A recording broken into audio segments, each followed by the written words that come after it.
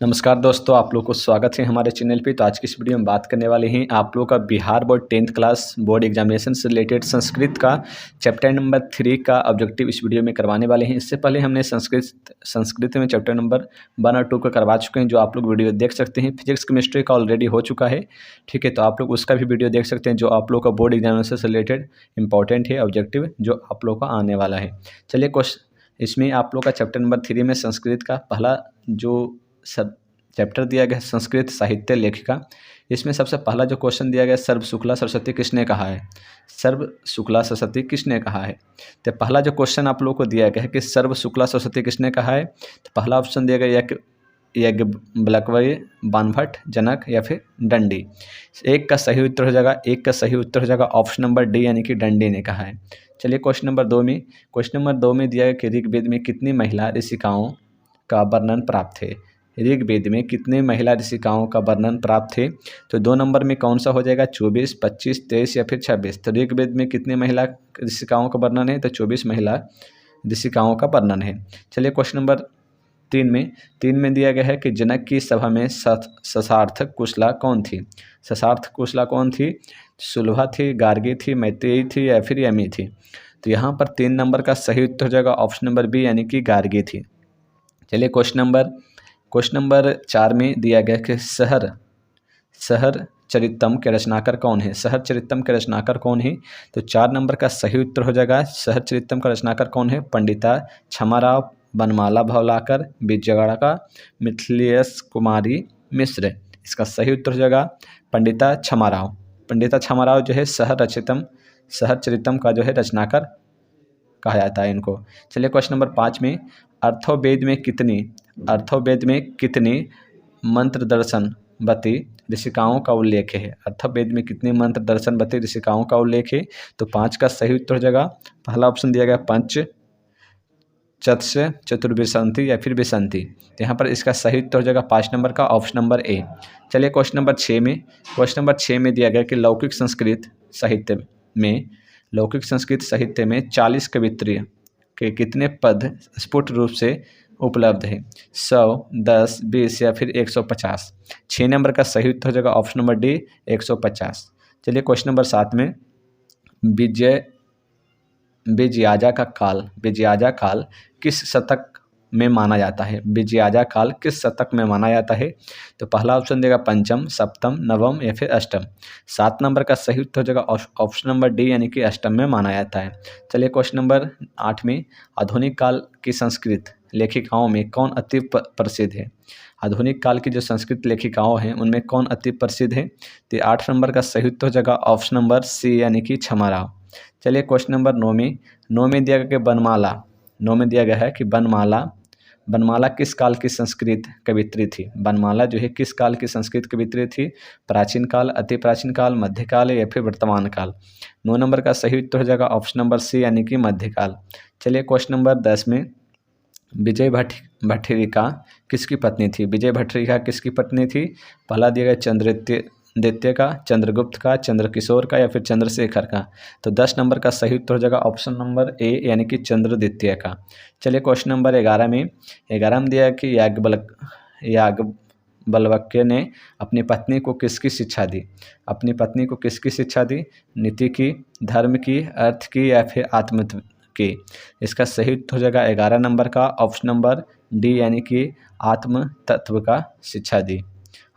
की शिक्षा दी। चलिए क्वेश्चन नंबर 12 में दिया गया पंडिता क्षमाराव द्वारा रचित सत्याग्रह गीता। यहाँ पर कहा गया है कि जो पंडिता क्षमाराव द्वारा रचित सत्याग्रह गीता है किसके दर्शन द्वारा प्रभावित है। तो यहाँ पर पहला ऑप्शन देगा महात्मा गांधी, जवाहरलाल नेहरू, रानी लक्ष्मीबाई या फिर इंदिरा गांधी। तो 12 का सही उत्तर क्या हो जाएगा, तो 12 का सही उत्तर हो जाएगा ऑप्शन नंबर ए, यानी कि महात्मा गांधी द्वारा। चलिए क्वेश्चन नंबर 13 में क्या दिया है कि कंपन राय की रानी कौन थी। कंपन राय की रानी कौन थी, पहला ऑप्शन दिया गया तिरुमलांबा, गंडा देवी, देवकुमारिका, रामभद्रम्बा। तो इसका सही उत्तर क्या हो जाएगा 13 नंबर का, इसका सही उत्तर हो जाएगा ऑप्शन नंबर बी, गंडा देवी। चलिए क्वेश्चन नंबर 14 में बरदम्बिका परिणय चंपू किसकी रचना है। बरदम्बिका परिणय चंपू किसकी रचना है? तो पहला ऑप्शन दिया है देवकुमारी का, राम भद्रम्बा, तिरुमलाम्बा, विजय भठारी का। 14 का सही उत्तर हो जाएगा option number C, Tirumalamba. Tirumalamba का जो रचना है, तिरुमलाम्बा जो रचना है वो किसकी है? बरदाम्बिका। बरदाम्बिका परिणय चंपू किसकी रचना है? तो तिरुमलाम्बा की रचना है। तो यहाँ पर चलिए 15 नंबर में दिया लौकिक संस्कृत साहित्य में प्रायः कितनी कवित्रियों के पद मिलते हैं? तो यहाँ पर बोला गया कि लौकिक संस्कृत जो साहित्य है उसमें कितनी कवित्रियों के पद मिलते हैं? तो यहाँ पर पहला ऑप्शन दिया गया चतुर्विंशता, चतुर्विंशति, चतुर्दशी या विंशति। तो 15 का सही उत्तर हो जाएगा ऑप्शन नंबर ए। इसका हिंदी जो होगा 24 होगा। ठीक है, चलिए क्वेश्चन नंबर 16 में गंडा देवी का समय क्या है? गंडा देवी का समय क्या है? 14वीं सदी, 8वीं सदी, 9वीं सदी, 12वीं सदी। 16 का सही उत्तर हो जाएगा ऑप्शन नंबर ए यानी कि 14वीं सदी। चलिए क्वेश्चन नंबर 17 में आधुनिक काल की संस्कृत कवित्री कौन है? आधुनिक काल की संस्कृत कवित्री कौन है? तो पहला ऑप्शन देगा तिरुमलाम्बा, विजयालंका, सुलभा या फिर पंडिता क्षमा राव। 17 नंबर का सही उत्तर क्या हो जाएगा? इसका सही उत्तर हो जाएगा ऑप्शन नंबर डी यानी कि पंडिता क्षमा राव। चलिए क्वेश्चन नंबर 18 में कि ऋग्वेद में कितनी मंत्र दर्शनवती ऋषिकाओं का उल्लेख है? तो यहाँ पर जो कहा गया कि ऋग्वेद में कितने मंत्र दर्शनवती ऋषिकाओं का उल्लेख है, तो 18 का सही उत्तर हो जाएगा ऑप्शन नंबर बी, चतुर्विंशति। ठीक है, चलिए क्वेश्चन नंबर 19 में याज्ञवल्क्य की पत्नी कौन थी? इसका सही उत्तर क्या हो जाएगा 19 नंबर का? इसका सही उत्तर हो जाएगा मैत्रेयी। चलिए क्वेश्चन नंबर 20 में दिया गया महाभारत में किस लेखिका का उल्लेख मिलता है? महाभारत में किस लेखिका का उल्लेख मिलता है? गार्गी का, मैत्रेयी का या फिर सुलभा का या फिर यमी का?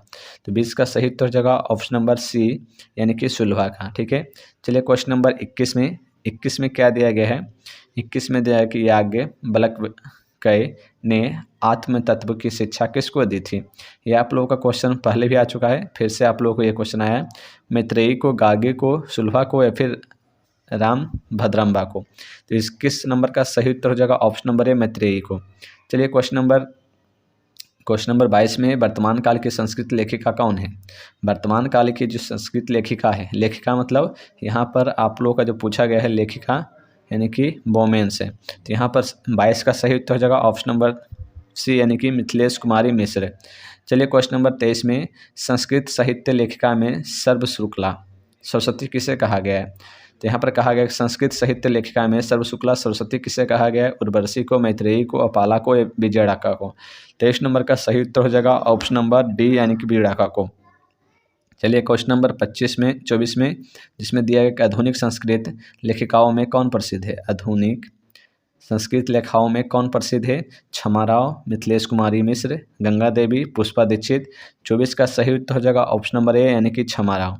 चलिए क्वेश्चन नंबर 25 में लौकिक संस्कृत साहित्य में 40 कवित्रियों में प्रथम कल्पा कौन थी? प्रथम कल्पा कौन थी? यहाँ पर पूछा है कि लौकिक संस्कृत साहित्य में जो 40 कवित्री थी उसमें प्रथम कल्पा कौन थी? तो इसका सही उत्तर हो जाएगा 25 नंबर का ऑप्शन नंबर बी, विजयाक्का। ठीक है, तो इसका सही उत्तर बी हो जाएगा। चलिए क्वेश्चन नंबर 26 में अच्युतराय की रानी कौन थी? अच्युतराय की रानी कौन थी? इंद्राणी, गंगा देवी, उर्वशी या फिर तिरुमलाम्बा? 26 का सही उत्तर हो जाएगा ऑप्शन नंबर डी, तिरुमलाम्बा जो थी अच्युतराय की रानी थी। चलिए क्वेश्चन नंबर 27 में संस्कृत साहित्य लेखिका पाठ में किसके महत्व का वर्णन किया गया है? तो ये जो पाठ जो हम लोग का ऑब्जेक्टिव करवा रहे हैं, इस पाठ से जो ऑब्जेक्टिव करवा रहे हैं, कहा जा रहा है कि जो पाठ है उसमें किसके महत्व के बारे में वर्णन किया गया है? तो 27 का सही उत्तर हो जाएगा, इसका सही पहला क्या देगा? पुरुष, स्त्री, सज्जन या फिर दुर्जन? इसका सही उत्तर हो जाएगा ऑप्शन नंबर बी यानी कि स्त्री का वर्णन किया गया है। 28 नंबर प्रश्न में चलिए कि पुरुषों और नारियों के सहयोग से किसकी गाड़ी चलती है? पुरुषों और नारियों के सहयोग से किसकी गाड़ी चलती है? देश की, नगर की, प्रांत की या फिर समाज की? तो इसका सही उत्तर क्या हो जाएगा 28 नंबर का? ऑप्शन नंबर डी, समाज की। चलिए क्वेश्चन नंबर 29 में इंद्राणी का वर्णन किस वेद में मिलता है? इंद्राणी का वर्णन किस वेद में मिलता है? अथर्ववेद, ऋग्वेद, सामवेद, कोई नहीं। 29 का सही उत्तर क्या हो जाएगा? इसका सही उत्तर हो जाएगा ऑप्शन नंबर सी यानी कि सामवेद में। चलिए क्वेश्चन नंबर 30 में मधुरा विजयम महाकाव्य की रचना किसने की? मधुरा विजयम महाकाव्य की रचना किसने की? पहला दिया ऑप्शन गंगा देवी, तिरुमलाम्बा, पुष्पा दीक्षित, पंडित क्षमा राव। 30 नंबर का सही उत्तर हो जाएगा ऑप्शन नंबर ए यानी कि गंगा देवी। चलिए क्वेश्चन नंबर 31 में कि बरदम्बिका परिणय महाकाव्य की रचना किसने की? तो 31 का सही उत्तर क्या हो जाएगा? इसका सही उत्तर पुष्पा दीक्षित, त्रिमलांबा, गंगा देवी या फिर पंडित छमाराव। तो ये जो महाकाव्य है जो आप लोग को दिया गया है बृहदाम्बिका परिणय महाकाव्य, ये किसकी रचना थी? तो इसका जो रचनाकार थे त्रिमलांबा थे। ठीक है, चलिए क्वेश्चन नंबर 32 में मीरा लहरी की लेखिका कौन है? मीरा लहरी की लेखिका कौन है? पहला दिया है पुष्पा दीक्षित, त्रिमलांबा, गंगा देवी या फिर पंडित छमाराव। इसका सही उत्तर हो जाएगा 32 नंबर का ऑप्शन नंबर डी, पंडित छमाराव तृतीय संस्कृत के जो लेखिका थे, संस्कृत साहित्य के लेखिका, वो मीरा लहरी के भी लेखिका थे। ठीक है, तो इसका सही उत्तर हो जाएगा ऑप्शन नंबर डी। तो आप लोग हमने चैप्टर नंबर 3 से रिलेटेड जितने भी प्रश्न हो सकते थे संस्कृत साहित्य लेखिका से रिलेटेड, वो सभी हमने इस वीडियो में बता दिया है। इससे ज़्यादा प्रश्न इससे नहीं बन सकते। जो भी आएगा इसी तरह का प्रश्न यही आ सकता है, इससे ज़्यादा बाहर नहीं आ सकता। तो आप लोग वीडियो देखते रहिए। कल हम आप लोग का चैप्टर नंबर 4 का वीडियो लाएंगे। धन्यवाद।